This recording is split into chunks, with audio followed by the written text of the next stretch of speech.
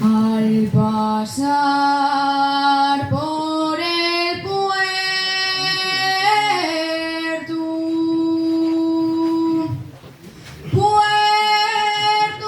Payares,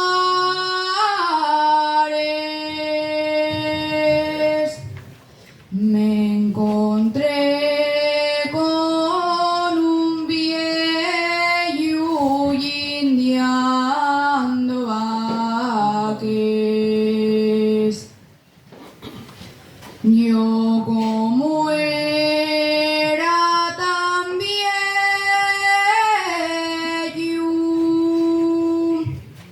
le pregunté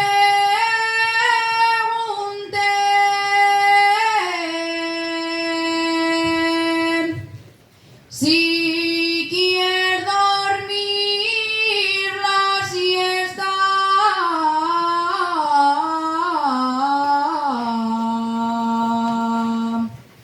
Yo guiñaré.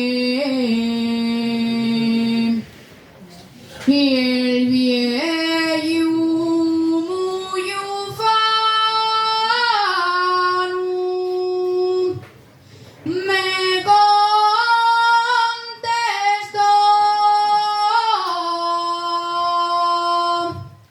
les vaques de mi casa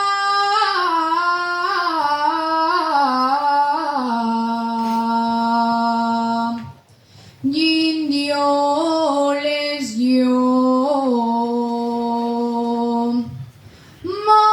Molinera, molinera,